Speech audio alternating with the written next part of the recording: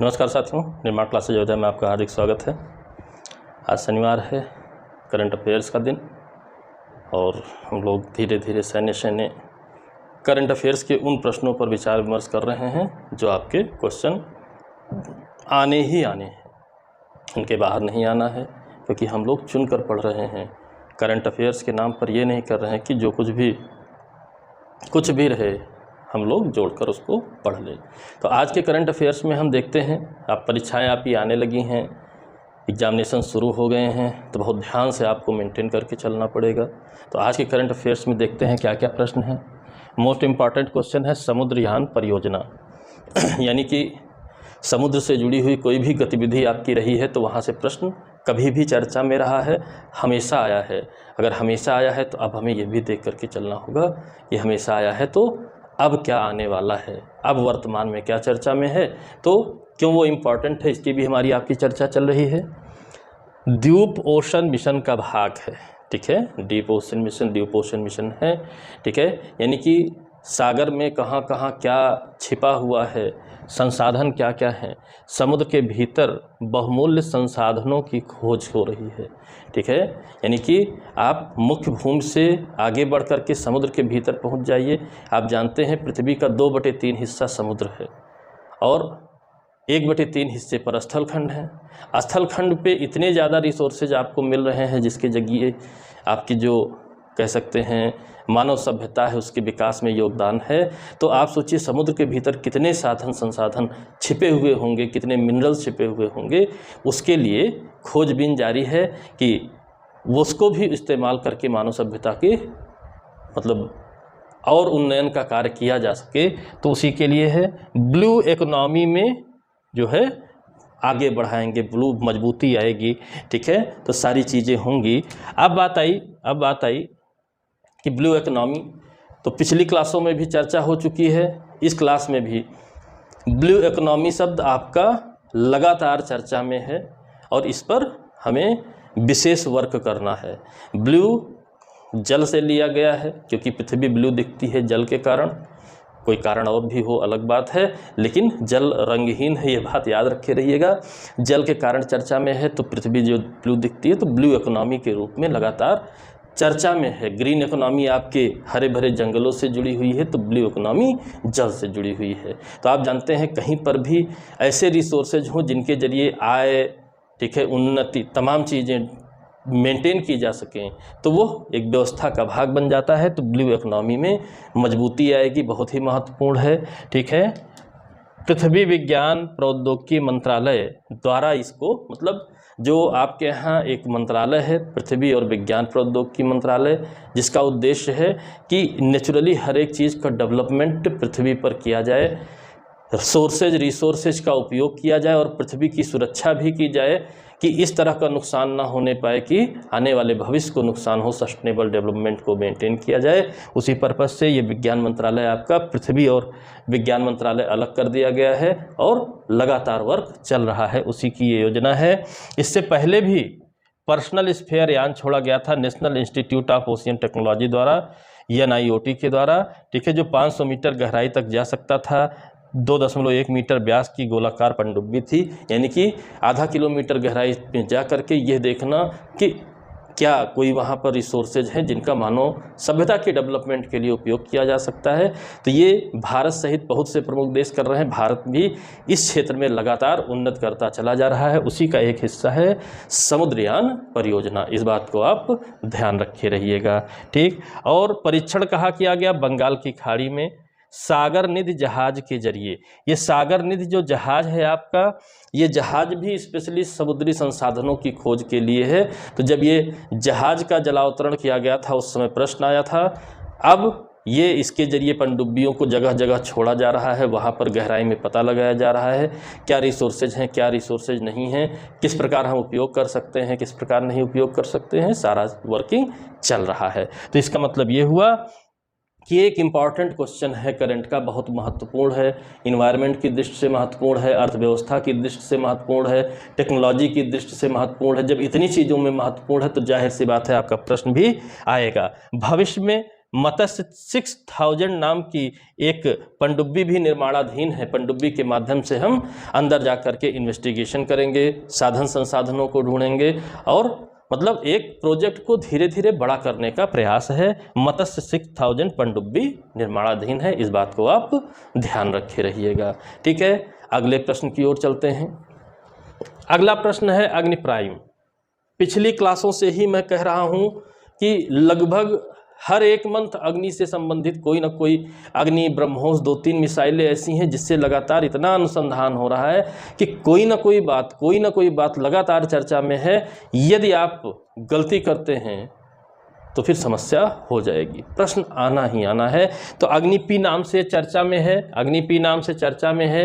ये अग्नि मिसाइल का उन्नत संस्करण है।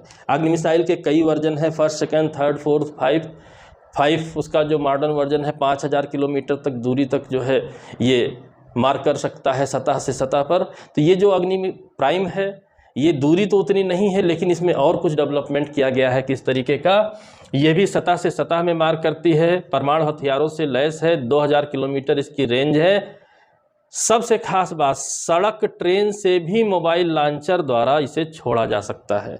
एक बहुत बड़ी बात है। आप स्थिर कहीं पर कोई प्लेटफार्म बना दीजिए, वहाँ से मिसाइल छोड़ा जाना अपनी जगह की बात है, लेकिन आप मूवेबल मोबाइल लॉन्चर के जरिए छोड़ सकिए। यानी कि आपने ऐसा लॉन्चर बना रखा है, सड़क पे चल रहा है, आवश्यकता पड़ी तो छोड़ दिया, कहीं ज़रूरत पड़ी तो दूरी थोड़ा सड़क पर तय कर ली गई और उसके बाद वहाँ से छोड़ दिया गया। तो यह इसकी सबसे बड़ी खासियत है इस प्राइम अग्नि प्राइम मिसाइल की कि यह मोबाइल लॉन्चर से भी छोड़ा जा सकता है, सड़क से भी छोड़ा जा सकता है, ट्रेन से भी छोड़ा जा सकता है। ये इसकी सबसे बड़ी खासियत है, इस बात को ध्यान रखे रहिएगा। ठीक है, फिर इसके बाद देखिए ब्रह्मोस भी चर्चा में आ गई, ब्रह्मोस मिसाइल भी चर्चा में आ गई। यानी कि मिसाइल से 100% लिख के रख लीजिए कि आपका प्रश्न आना ही आना है। अगर आप ऐसी भी गलतफहमी में है कि नहीं आएगा या आएगा कि नहीं आएगा, अगर ऐसी आपकी गलतफहमी है तो निश्चित तौर पे आप गलत कर देंगे, फिर कोई भी लाभ नहीं होगा। आना ही आना है। ब्रह्मोस विनिर्माण केंद्र की स्थापना के लिए शिलान्यास किया गया है। DTTC defence technology and test centre के रूप में, रक्षा प्रौद्योगिकी और परीक्षण केंद्र के रूप में इस विनिर्माण केंद्र की स्थापना की जा रही है, जहां पर ब्रह्मोस मिसाइल भी बनाई जाएगी। ब्रह्मोस मिसाइल को आप जानते हैं इंडिया प्लस रसा, ठीक है, रूस के जरिए है। ब्रह्मोस में ब्रह्मपुत्र और प्लस मस्कोवा, 2 नदियों के नाम से मिलकर के इस मिसाइल को बनाया गया है। ब्रह्मपुत्र और मस्कोवा नाम से ब्रह्मोस नाम रखा गया है। इंडिया और रूस की संयुक्त परियोजना है, क्रूज मिसाइल है। सारी बातें पिछली क्लास में आपने पढ़ी हैं इसका। और ये शिलान्यास किया कहाँ गया है? हरौनी में किया गया है, जो कि लखनऊ में स्थित है। उत्तर प्रदेश की राजधानी लखनऊ है, हरौनी में इसका शिलान्यास किया गया है। अब यूपी के लोकल करंट का ये सोचिए कितना इंपॉर्टेंट क्वेश्चन है कि ब्रह्मोस मिसाइल लखनऊ में बनने जा रही है, तो क्यों नहीं उत्तर प्रदेश की परीक्षाओं में आएगा। उत्तर प्रदेश से संबंधित, राज्य से संबंधित जो भी परीक्षाएं होंगी वहां पर 100% इसे आना ही आना है। हरौनी लखनऊ याद रखे रहिएगा। ठीक है, 200 एकड़ के एरिया में इसकी स्थापना की जाएगी। राष्ट्रपति श्री रामनाथ कोविंद जी बांग्लादेश यात्रा इन्होंने की। कोविड-19 महामारी के पश्चात प्रथम यात्रा इनकी है। यानी कि कोविड-19 के दौरान आवाजाही सब बंद हो गई थी, विदेशों में राष्ट्राध्यक्ष नहीं जा रहे थे, आ रहे थे, हर चीज़ एक जो है सावधानी बस सब कुछ बंद कर दिया गया था। तो राष्ट्रपति साहब ने पहली यात्रा कोविड-19 समाप्त होने के बाद, कोविड-19 के भय के घटने के बाद पहली यात्रा की। कहाँ पर यात्रा की? बांग्लादेश में ये यात्रा की दिसंबर 2021 में। अब यात्रा की तो विशेष कुछ होगा, क्योंकि भारत का राष्ट्राध्यक्ष अगर कहीं जा रहा है तो कुछ स्पेशल बात होगी, इसीलिए जा रहे हैं। तो क्या कहे, ये मुख्य उद्देश्य इनका था 50वां विजय दिवस समारोह। आप जानते हैं 1971 में बांग्लादेश स्वतंत्र हुआ था भारत के सहयोग से। पहले पूर्वी पाकिस्तान के रूप में था, यानी कि पाकिस्तान का एक हिस्सा था, पूर्वी और पश्चिमी पाकिस्तान के रूप में। लेकिन पाकिस्तानी सेना वहाँ पर लगातार अत्याचार कर रही थी। पाकिस्तानी सेना की वजह से लगातार वहाँ सैन्य शासन ही चल रहा था। सारा जनजीवन, लोगों के अधिकार अस्त व्यस्त थे, लोकतंत्र की स्थापना नहीं हो पा रही थी। उसके लिए मुक्ति संघर्ष छेड़ा गया। ठीक है, और मुक्ति संघर्ष छेड़ा गया जिसमें प्रमुख लीडर आपके रहे, ठीक है, कौन रहे? जो वर्तमान की राष्ट्रपति हैं शेख हसीना वाजेद जी, उनके पिता रहे शेख मुजीबुर रहमान जी रहे, और उनके नेतृत्व में भारत का भी सहयोग रहा और बांग्लादेश के रूप में एक नए देश का उदय हुआ। उसी का 50वां विजय दिवस समारोह था, जिसमें गेस्ट ऑफ ऑनर सम्मानित अतिथि के रूप में हमारे राष्ट्रपति श्री रामनाथ कोविंद जी को चुना गया और वहाँ पर गए। ठीक है, वहाँ पर गए, इस समारोह में उन्होंने भाग लिया, साथ ही कुछ और स्थानों पर भी गए। तो जाहिर सी बात है उन स्थानों को लिख करके भी पूछ सकता है कि ये कहाँ पर है, ये कहाँ पर है, ये कहाँ पर है, या इस तरीके से पूछ ले कि राष्ट्रपति साहब कहाँ कहाँ पर बांग्लादेश यात्रा के दौरान गए थे, कूट की सहायता से चुनिए। बहुत प्रकार से आपका प्रश्न आ सकता है, आपको सावधान रहना होगा। राष्ट्रीय शहीद स्मारक है सावर में, बंगबंधु संग्रहालय है ढाका में, शाहजलाल अंतर्राष्ट्रीय हवाई अड्डा पर उतरे थे ढाका में, श्री रमना काली मंदिर है ढाका में, जिसको पाकिस्तानी सेना ने नष्ट कर दिया था, पुनर्निर्माण इसका किया गया है। ठीक है, लोगों की आस्था को देखते हुए। तो इन सब जगहों पर भी गए, यह भी पूछ सकता है। क्या नाम है ढाका के अंतर्राष्ट्रीय हवाई अड्डे का? शाह जलाल अंतर्राष्ट्रीय हवाई अड्डा, ये भी पूछ सकता है। तो आप प्रश्नों को समझिए, लगातार पिछले वर्षों में इसी टाइप के प्रश्न आए हुए हैं, उसके हिसाब से मेंटलिटी बना करके पढ़ेंगे, सभी बातें आपके दिमाग में रुकेंगी भी। तो आपको जानना चाहिए भारत के बारे में, फिर अड़ोसी पड़ोसी के बारे में, फिर थोड़ा दुनिया में और फैल कर जानिए, लेकिन पहले अपने देश और पड़ोसियों को तो जानिए। तो पड़ोसी में एक और पड़ोसी भी हैं जिसे आप म्यांमार के नाम से जानते हैं, जहां की एक प्रसिद्ध लीडर है आंग सान सू की। इन पर भी आपका करंट का क्वेश्चन एक इम्पॉर्टेंट है, पूछेगा। इनको हाल ही में 2 वर्ष की कारावास दी गई है सैन्य न्यायालय द्वारा। अब बात आई कैसी नेता हैं, क्या हैं। इनको नोबेल शांति पुरस्कार भी 1991 में मिल चुका है। आप जानते हैं म्यांमार की स्थिति भी सैन्य शासन का एक लंबा इतिहास रहा है, लोकतंत्र बार बार वहाँ पर समाप्त कर दिया जाता है सैन्य शासकों द्वारा, ये एक बहुत दुर्भाग्य की बात है। ठीक है, पाकिस्तान की वही दशा है, अड़ोसी पड़ोसी में म्यांमार की वही दशा है, अड़ोसी पड़ोसी में कि सैन्य शासन स्थापित होता रहता है। ठीक है, तो ये बहुत बड़ी समस्या की बात है, इससे विदेश नीति पर, इससे आपसी संबंधों पर बहुत असर पड़ता है, तो चर्चा भी रहती है, इसी वजह से प्रश्न भी पूछता है। 1991 में इनको नोबेल पुरस्कार मिला था शांति का। ठीक है, शांति का मिला था, ये बात भी याद रखे रहिएगा। अपदस्थ निर्वाचित सरकार में स्टेट काउंसलर थी, राष्ट्रपति की तरह स्टेट काउंसलर होता है, वहाँ पर स्टेट काउंसलर थी, लेकिन अपदस्थ कर दी गई। कब अपदस्थ की गई? सेना ने फरवरी 2021 में ही सत्ता पर कब्जा कर लिया था, तो लोकतांत्रिक तौर पर जो चुनी गई सरकार थी उसको अपदस्थ कर दिया गया, हटा दिया गया, और अब उनके लीडर को सजा भी दी गई है। इस बात को आपको ध्यान में रखना है। ठीक है, सुरक्षा परिषद अस्थायी नए सदस्यों की नियुक्ति हुई है। सुरक्षा परिषद में आप जानते हैं 5 स्थायी सदस्य हैं, 10 अस्थायी सदस्य हैं। ठीक है, तो 5 स्थायी सदस्यों में यूएसए है, रसिया है, चाइना है, ठीक है, ब्रिटेन है। इन सबको आपने देख रखा है कि ये अस्थायी सदस्य के रूप में है।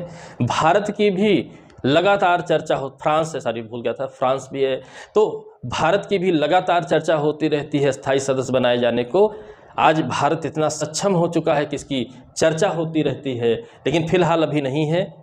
फिलहाल वो अस्थायी सदस्य के रूप में पिछले वर्ष से नियुक्त है, अभी इस वर्ष तक रहेगा। आपका 2-2 वर्ष का पीरियड होता है जिसमें नए सदस्यों का जो भी नियुक्ति होती है 2 वर्ष के लिए होती है।